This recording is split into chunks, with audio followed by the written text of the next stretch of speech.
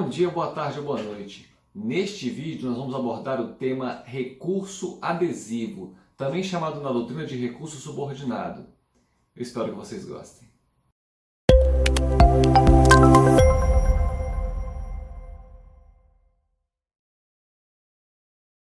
Muito que bem, meus diletos.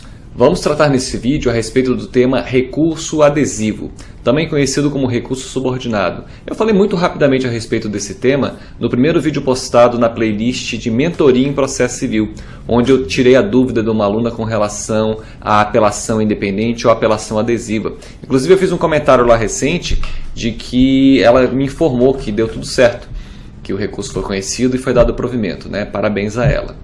Então, vamos ver aqui um conceito extraído da obra de Marcos Vinícius Rios Gonçalves. A obra é essa aqui, ó. Essa é a capa do livro, tá? O volume 3, novo curso de Direito Processual Civil, nona edição, editora Saraiva, certo? Então, olha o que diz o Marcos Vinícius Rios Gonçalves a respeito do recurso adesivo. Ele diz o seguinte: não é uma espécie de recurso. Então, uma observação importante. Realmente, o recurso adesivo, a despeito desse nome, né, que ainda é utilizado no código, ele não se trata de um recurso, mas é uma forma de interpor recurso, né? Nós vamos ver. Então, não é uma espécie de recurso, mas uma forma de interposição de alguns deles. Não é para todos, a gente vai ver em seguida isso, tá? Existem em nosso ordenamento recursos que podem ser interpostos por duas maneiras distintas. Independentemente, né? O independente, né? Independente e a adesiva. São eles. Então, só nesses recursos a gente vai ver a redação do Código de Processo Civil em seguida. Então, a apelação, o recurso especial e o recurso extraordinário. São dois os requisitos para interposição sob a forma adesiva: que tenha havido sucumbência recíproca e que a parte contrária haja interposto o recurso. Então, como eu falei já lá na playlist da Mentoria em Processo Civil, a possibilidade do recurso ser interposto de forma adesiva, ela ajuda na diminuição do número de recursos. Porque nós vamos ver a redação do 997, e já é dito aqui por Marcos Vinícius Rios Gonçalves, isso só vai acontecer quando houver sucumbência recíproca. Ou seja, quando de alguma forma autor e réu forem vencedores e vencidos. Basta você imaginar, por exemplo, que o pedido do autor seja julgado parcialmente procedente. Há sucumbência recíproca. Em parte ele venceu, em parte ele foi vencido. E surge daí o interesse de ele, autor, e réu também poderem recorrer. Então, não houvesse essa possibilidade da apelação ser feita de forma adesiva, como acontece com o recurso especial e extraordinário também, o que ocorreria? Ambos iriam recorrer. Um não iria ficar esperando pelo comportamento do outro, ou ambos iriam interpor o recurso de forma independente. O recurso adesivo permite que um deles se conforme com a decisão. É como se ele pensasse: para mim a decisão está boa, então eu não vou recorrer.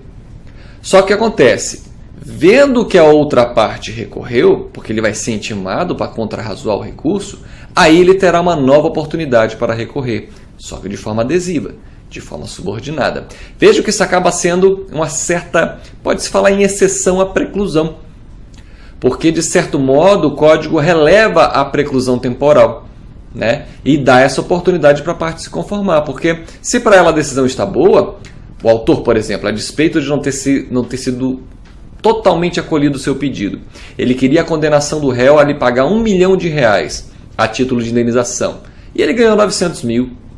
Então, para ele, de repente, a decisão está boa. Ele não precisa recorrer, ele não quer recorrer. Mas vendo que o réu recorreu, né, para se livrar da condenação, vai surgir para ele a oportunidade de não só contrarrazoar o recurso, mas também interpor o recurso de forma adesiva. Tá? Essa é a ideia. Imaginando que o réu não recorra, pronto, a decisão transitou em julgado. É essa oportunidade que o legislador dá para que uma das partes se conforme com a decisão e deixe de recorrer. Mas, caso ele veja que a outra parte recorreu, surge para ele uma nova oportunidade para recorrer. Mas esse recurso vai ser interposto de forma adesiva, ou seja, de forma subordinada. Ok? Vamos ver no Código de Processo Civil o que dizem os artigos 997 e 998. Uma leitura detida a esses dispositivos fazem com que vocês consigam resolver a maior parte dos questionamentos a respeito de recurso adesivo. Tá? Então vamos ver com atenção a redação do Código de Processo Civil. Veja. Então diz o artigo 997. Cada parte interporá recurso cada parte interporá o recurso independentemente, no prazo e com observância das exigências legais. Então, mesmo que haja sucumbência recíproca, ambos podem recorrer de forma independente, dentro do prazo legal. Se for uma apelação, por exemplo, dentro dos 15 dias contados da publicação da sentença. Tá? Agora, parágrafo 1º. Sendo vencidos autor e réu, ao recurso interposto por qualquer deles poderá aderir o outro. Então é aquela situação que eu coloquei para vocês. Um deles se conforma, apesar de ter sido vencido em parte. Mas sendo intimado para contrarrazoar o recurso do outro, surge para ele uma nova oportunidade de interpor o recurso, mas de forma adesiva. Tá? A apelação pode ser interposta de forma adesiva, o recurso especial e o recurso extraordinário. Tá? Então diz o parágrafo 2º. O recurso adesivo fica subordinado. Então eu concordo com o Alexandre Freitas Câmara, eu prefiro a expressão recurso subordinado do que adesivo. Mas enfim, o recurso adesivo fica subordinado ao recurso independente, sendo-lhe aplicáveis as mesmas regras deste quanto aos requisitos de admissibilidade e julgamento no tribunal, salvo disposição legal diversa, observado ainda o seguinte. Então vejam, se é uma apelação, todos os pressupostos de admissibilidade de uma apelação terão que ser preenchidos no recurso adesivo. Se é um recurso especial, se é um recurso extraordinário, diga-se o mesmo. Tá? Então, inciso 1. Será dirigido ao órgão perante o qual o recurso independente for interposto, no prazo em que a parte dispõe para responder, no prazo das contrarrazões. Então, vejam, se é apelação, o recurso vai ser interposto de forma adesiva perante o juiz onde foi proferida a sentença. Se é recurso especial ou extraordinário, vai ser direto no tribunal onde foi prolatado o acórdão. Então, inciso 2. Será admissível na apelação, no recurso extraordinário e no recurso especial. Então, somente esses recursos podem ser interpostos de forma adesiva. 3. Não será conhecido se houver desistência do recurso principal ou se ele for considerado inadmissível. Aqui que você percebe como esse recurso acaba sendo interposto de forma subordinada, porque ele fica dependendo do conhecimento do recurso independente. Se o recurso independente não é conhecido, o tribunal nem vai analisar os requisitos de admissibilidade do recurso subordinado. Ou seja, ele cai junto com o recurso independente. Tá? Agora vejam, não é porque o recurso independente foi conhecido que necessariamente o recurso subordinado também será. Sendo conhecido o recurso independente, aí o tribunal vai passar a análise do recurso subordinado para ver se ele também preenche os pressupostos de admissibilidade. Caso contrário, ele não será conhecido. Ok? 998. O recurso poderá a qualquer tempo, ou melhor dizendo, o recorrente poderá a qualquer tempo, sem anuência do recorrido ou dos litisconsortes, desistir do recurso. E aí o parágrafo único. A desistência do recurso não impede a análise de questão cuja repercussão geral já tenha sido reconhecida, etc. e tal. Por que eu coloquei o 998? Para lembrar o seguinte, pode acontecer de o recurso ser interposto de forma subordinada e quem interpôs o recurso independente resolver desistir do seu recurso. Se ele fizer isso, o recurso subordinado cai. Tá? Por isso que se a parte quiser, ela pode propor o recurso de forma independente, no prazo inicial, né? Caso ela se conforme com a decisão, ela não precisa recorrer. Ela guarda o comportamento da outra parte. Se a outra parte não recorre, a decisão vai transitar em julgado. Se a outra parte recorre, aí no prazo que ela tem para contrarrazoar o recurso, ela poderá interpor o recurso de forma subordinada, né? Ou, se preferir, chame o recurso adesivo. Só que ele fica subordinado ao conhecimento do recurso independente. E se o recorrente desistir do recurso independente, cairá junto com ele o recurso subordinado. Por isso que me parece a nomenclatura mais adequada, recurso subordinado. Né? Vejam a obra do Alexandre Freitas Câmara, que ele certamente explica bem essa questão. Vamos ver melhor essa questão da subordinação. Vejam o que diz a respeito dela o Eduardo Talamini e o Felipe Scrippers, enfim, esse Felipe aqui.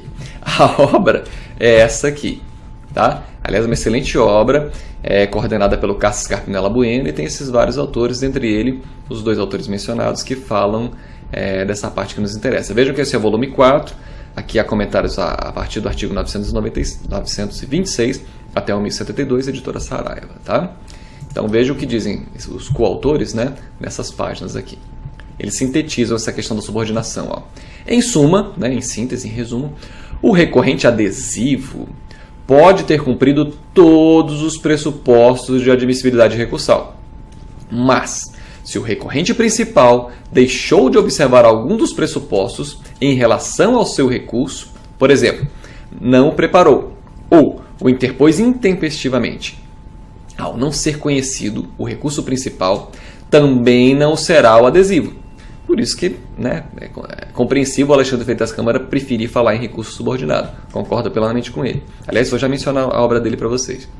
Mas, ainda que todos os pressupostos de admissibilidade tenham sido preenchidos relativamente ao recurso principal, ou seja, foi conhecido o recurso principal, de modo a ele ser conhecido, nem por isso está garantido o conhecimento do recurso adesivo. Então vejam, se o recurso principal não é conhecido, o tribunal nem vai analisar o recurso subordinado. Se o recurso principal for conhecido, aí o tribunal vai passar a análise dos pressupostos de admissibilidade do recurso adesivo. E se ele não preencher todos os pressupostos, ele não será conhecido, a despeito do recurso principal ter sido. Ok? Então, ele também precisa cumprir seus requisitos próprios de admissibilidade. Se, isso aqui é por exemplo, se não me engano a pronúncia é verba gracia, alguma coisa assim. Né?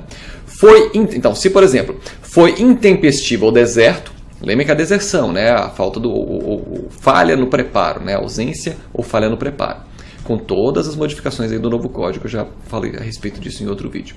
Então, o recurso adesivo, ele não será admitido, em nada ajudando ao recorrente adesivo o fato de o recurso principal haver cumprido todos os pressupostos de admissibilidade. Ou seja, não é porque o recurso principal for conhecido que o adesivo também será. Agora, se o recurso principal não for conhecido, também não será o recurso subordinado. Por isso que ele é subordinado. Entendeu? Vamos em frente. Vamos ver agora o que diz o Alexandre Freitas Câmara a respeito da legitimidade, uma observação importantíssima. Olha que interessante. Eu elaborei até essa questão aqui para vocês. Poderia o Ministério Público, como fiscal da ordem jurídica, ou o terceiro prejudicado, interpor recurso de forma adesiva? E aí veja como responde o Alexandre Freitas Câmara, na página 514. Eu coloquei dentre outros porque comungam da mesma opinião o Marcos Vinícius Gonçalves e o Eduardo Talamini e aquele outro autor também. Vamos ver o nome deles novamente. Esses dois autores também concordam, tá? O Eduardo Talamini e o Felipe, etc. Eles também, nessa obra, que eu mostrei a capa para vocês anteriormente, eles concordam com a opinião do Alexandre Freitas Câmara. Por isso que eu coloquei dentre outros, tá? A obra do Alexandre Freitas Câmara é essa aqui, tá? Alexandre Freitas Câmara, um novo processo civil brasileiro, terceira edição, de acordo, claro, com o novo código, editora Atlas, ok? Esta é a obra. Vou fechar aqui as guias. Então, olha o que ele diz, respondendo a esse questionamento. Apenas demandantes e demandados podem recorrer adesivamente. Ou seja, a resposta é negativa, né? Ele entende que não, que o Ministério Público, como fiscal da ordem jurídica ou terceiro prejudicado não poderiam interpor validamente o recurso de forma adesiva. Então, apenas demandantes e demandados podem recorrer adesivamente. O artigo 997, parágrafo 1º, que fala em autor e réu. Realmente nós vimos a redação ainda há pouco, né? Autor e réu. Afirmando que o recurso interposto por qualquer das deles, com certeza não está assim na obra, isso aqui foi erro de digitação meu. Deve estar por qualquer... Vou corrigir agora aqui, minha gente. Certamente na obra está por qualquer deles. Com certeza. Confiram que o erro de digitação certamente é meu, tá? Me perdoe. Então, 997 parágrafo que fala que o autor e réu, afirmando que o recurso interposto por qualquer deles, poderá o outro aderir. Então, para a literalidade da lei, só autor, só réu. Só as partes, né? Demandante e demandado. Demandante e demandado é até mais preciso, porque isso pode estar em segundo grau já, né? Então, já podem estar em fase de recurso, por recurso extraordinário e especial. Também pode o recurso ser interposto como adesivo, então só para demandante e demandado. Só para quem está no polo ativo e no polo passivo da demanda, né? O Ministério Público, na qualidade de fiscal da ordem jurídica e terceiros eventualmente prejudicados, não podem interpor recurso adesivo. Certo? Comum do mesmo pensamento, Marcos Vinícius Gonçalves e o Eduardo Talamini e o Felipe lá naquela obra que eu já mostrei para vocês. Tá certo? Acho que eles estão cobertos de razão. E aí, para encerrarmos, vamos ver aqui uma questão de concurso, tá? Foi aplicado em 2016, a Banca ECESP, Tribunal de Contas do Pará, né? auditor de controle externo, área administrativa. Então vamos lá. Julgue o item a seguir, referentes à tutela provisória e aos meios de impugnação das decisões judiciais, conforme o novo Código de Processo Civil. O que nos interessa, né? Se o recurso principal for conhecido, mas não for provido pelo tribunal, aqui se vocês tiverem dificuldade nessa nomenclatura, olha a minha playlist de processo civil, eu tenho uma playlist específica para recursos. E lá na teoria geral dos recursos, eu explico essa questão do conhecimento e do provimento, tá? Conhecimento, juízo de admissibilidade. Provimento, juízo de mérito, né? Lá eu explico melhor. Então, se o recurso principal for conhecido, ou seja, ele preenche todos os requisitos de admissibilidade, mas não for provido pelo tribunal, ou seja, no mérito, foi negado o provimento, ou seja, não foi acolhida a tese do recorrente no mérito, né? E o recurso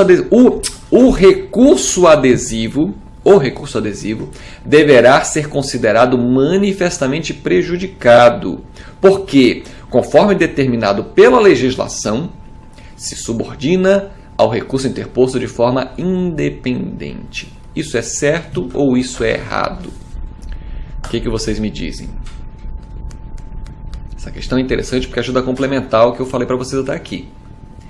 Isso aqui, minha gente, essa afirmação está errada. O recurso ele é subordinado apenas com relação à admissibilidade. Da feita que o recurso for conhecido, com relação ao mérito, não há subordinação nenhuma. Não é porque foi negado o provimento ao recurso principal que também vai ser negado o adesivo, uma questão até de lógica. Aliás, é racional pensar exatamente o inverso. Se foi negado o provimento ao recurso principal, existe a possibilidade de ser dado o provimento ao recurso adesivo, né? E assim, não consigo visualizar uma hipótese aqui de ser dado o provimento a ambos, né? Enfim, talvez na acumulação de pedidos seja possível, né? Talvez seja possível, fazendo um esforço de raciocínio. Imagine, o autor recorreu porque ele pediu dano material e moral. Conseguiu só o dano moral, não provou o dano material. Pode ser que ele recorra para conseguir também o dano material. O réu faça o seu recurso de forma subordinada e, de repente, ambos tenham sucesso no mérito. Pessoal, seria inusitado isso, mas poderia, em tese, né? O autor tem sucesso no seu recurso e consegue o dano material. O réu tem sucesso no seu recurso subordinado e se livra do dano moral. É claro que na prática isso é improvável que aconteça, mas em tese se pode admitir. O fato é que vocês têm que entender o seguinte: o recurso só é subordinado com relação à admissibilidade, só com relação ao conhecimento.